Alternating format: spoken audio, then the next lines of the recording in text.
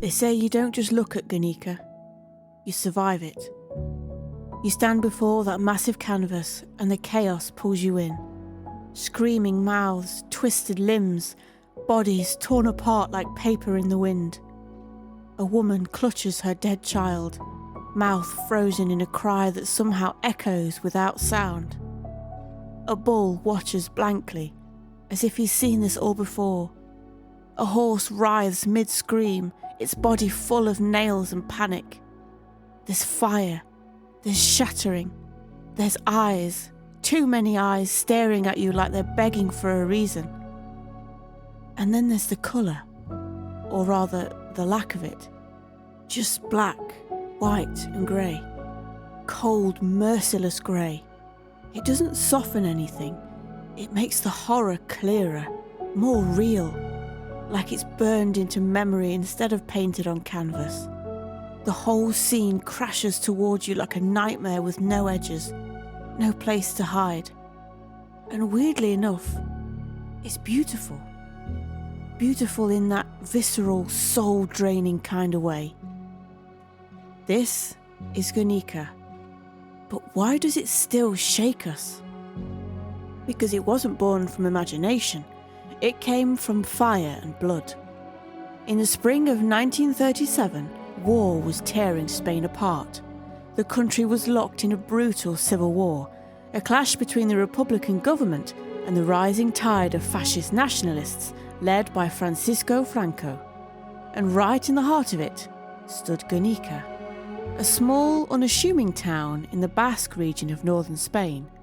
It wasn't a military base, it wasn't a battlefield, it was just a town, quiet, old and rooted in history. On market day it would swell with farmers, merchants, children running through cobbled streets. Then came April 26th. Without warning, German and Italian warplanes, allies of Franco, filled the sky. First came the bombs, then the machine guns. For over 3 hours, Guernica was pounded from above, buildings splintered into ash, and fires raged through the streets. Most of the town's men were off fighting in the war. Who was left behind? Women, children, the elderly, civilians who had no reason to die, except those fascists wanted to send a message. It was the first time in modern history that an entire civilian population was deliberately targeted from the air, a calculated show of terror. The goal wasn't victory, it was fear, shock, submission. The world was horrified. Foreign journalists, especially George Steer from The Times, reported the devastation. Bodies buried in rubble, survivors clawing through flames, and somewhere in Paris, far from the smoke and screams, Pablo Picasso read those reports. He saw the photos, he heard the silence behind the headlines, and something in him snapped. He knew this brutality demanded a response. He didn't speak out with words, but he painted. And that painting became one of Picasso's most famous works. Guernica was created as a direct response to that bombing on April 26, 1937. Guernica, a small town in Spain's Basque country, held little military value. Most of the men were away fighting in the Spanish Civil War. That day, it was mostly women, children, and the elderly in town. They were the ones hit hardest when German and Italian planes, at the request of Spain's nationalist forces, dropped over 30 tons of explosives. What followed was a horror no one could justify. Picasso's painting helped bring global attention not just to the bombing itself, but to the broader violence of the Spanish Civil War. Over time, Guernica became a symbol of resistance, of protest, and of the raw human cost of war. The scale of the piece reflects the weight of that message. Standing more than 11 feet tall and over 25 feet wide, it dominates any room it's in. The figures aren't confined to the canvas, they spill outwards, pulling the viewer into the chaos. You can't stand in front of it and stay detached. Picasso used only black, white and grey, a deliberate nod to the newspaper clippings that first reported the bombing. These colours strip the piece of any romanticism. It's stark, harsh and cold, like the war itself. While it carries elements of Cubism, Picasso also leaned into Surrealism. This wasn't about accuracy, it was about impact. Each figure is distorted to amplify emotion. The horse, the woman, the child, all twisted and broken. Their pain isn't subtle, it's immediate. The structure of the painting echoes a triptych, a three-part religious altarpiece. On the left, centre and right, figures are grouped as if telling parts of the same brutal story. It's not religious art, but the layout forces contemplation. It asks the viewer to reflect and remember. So, what makes Guernica so unnerving isn't just its size or its subject, it's the structure. The moment your eyes land on the canvas, they're pulled in every direction. There's no clear focal point, no place to rest, just violence, movement, noise. That chaos is calculated. Picasso uses sharp, fractured shapes and jagged angles to mimic the disorder of the bombing itself. Diagonal lines slice through the piece like shrapnel. Figures are scattered, overlapping, pushed to the edges. There's no balance, because war doesn't offer any. And though the painting seems flat at first glance, it doesn't stay that way. The more time you spend with it, the more depth emerges. Forms begin to shift. What seems like random geometry slowly takes shape. There's substance hidden beneath the surface, much like the hidden traumas that linger long after the bombs fall. Now the symbolism takes centre stage. Starting on the left, a massive bull dominates the scene. In Spanish culture, the bull has always stood for strength, power, and tradition, but here it feels cold and menacing. Interpreters often link the bull to Franco's fascist regime, unmoved by the chaos unfolding around it. It stands tall while everything else burns. Beneath the bull, a mother cradles her dead child, her face twisted in agony. This isn't just grief, it's raw, exposed devastation. The image echoes the Pietà, the classic motif of the Virgin Mary holding the body of Jesus. But here there's no divinity, just a broken woman and a lifeless child, representing the civilians, especially women and children, who paid the price of a war they didn't start. To the lower left, the body of a fallen man lies stretched out, dismembered, crushed beneath a collapsing world. A broken sword in his hand, a flower blooming beside it, symbols of both defeat and fragile hope. The open palm on one of his hands is marked like a wound, a sign of sacrifice, or perhaps an accusation against those who allowed this to happen. The man on the ground clutches a broken sword, jagged and useless, a weapon reduced to nothing more than a memory of resistance. In his other hand, something small, almost invisible, blooms, a delicate white flower. It's a poppy, often tied to remembrance and peace after war. Its fragile presence among shattered limbs and cracked bones speaks of a distant hope, barely holding on. Just above this fallen figure, the outline of a dove hovers faintly.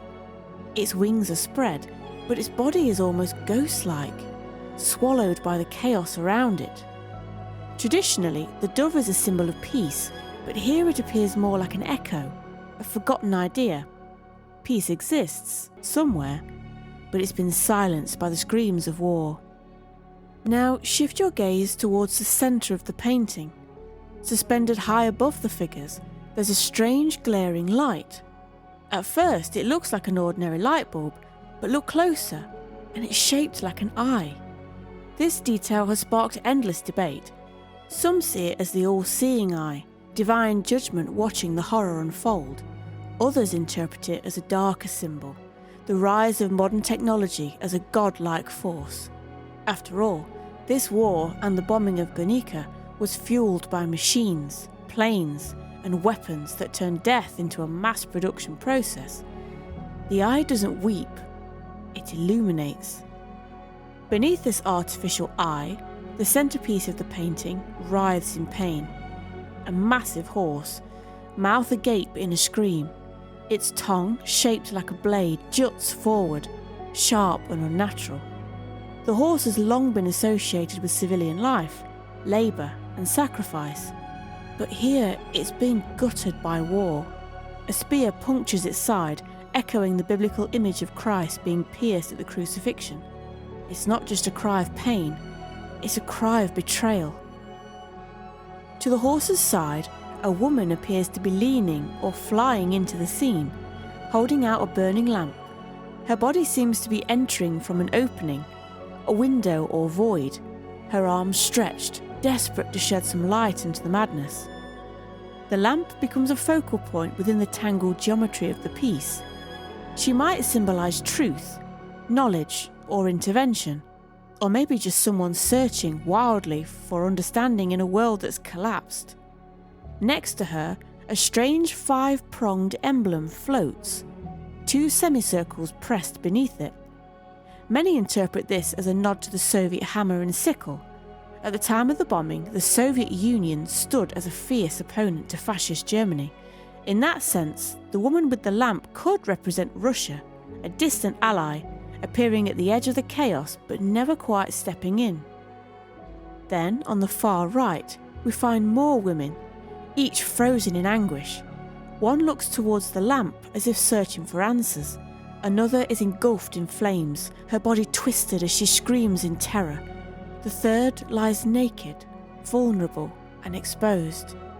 Some believe these 3 women mirror the Moirai, the fates from Greek mythology, who wove and cut the thread of human life.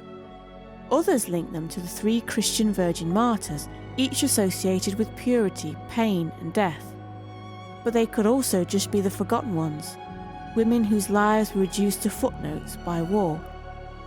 Their faces are contorted with grief, their limbs stretch unnaturally, and their nakedness, especially the figure at the bottom, doesn't just suggest humiliation. It reveals a kind of raw, defenceless humanity, the kind that doesn't belong on a battlefield, but ends up there anyway. Through every twisted figure, shattered limb and flicker of dying light, Guernica delivers one message loud and clear. This is what war does. It strips people of dignity, of identity, of life, and leaves only chaos behind. Picasso's masterpiece doesn't ask for peace politely.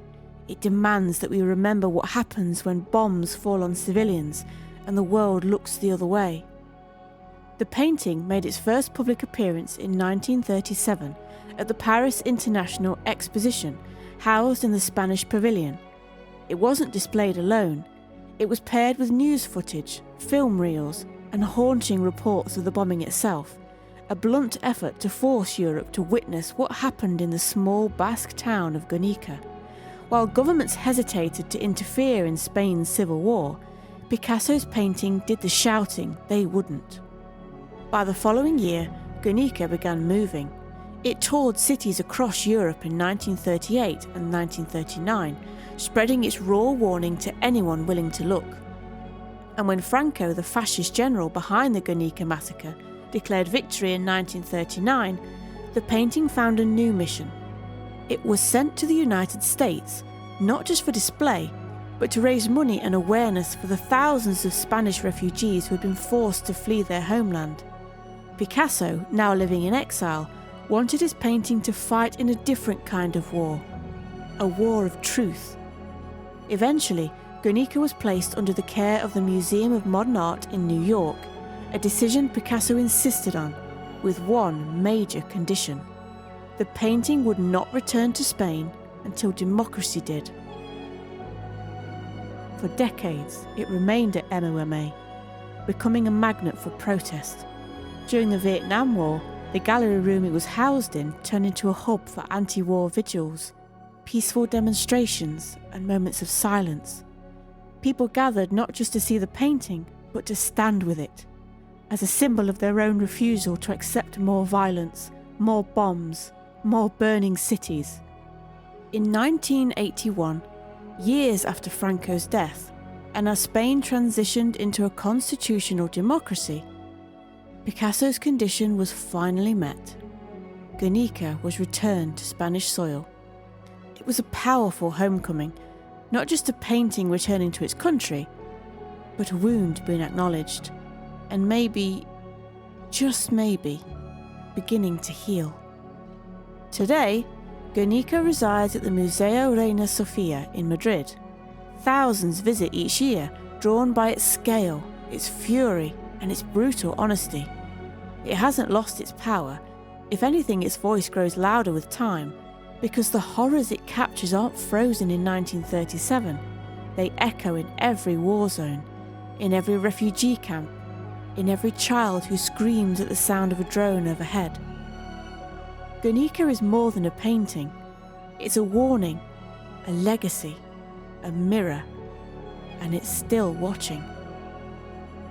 Thank you for watching.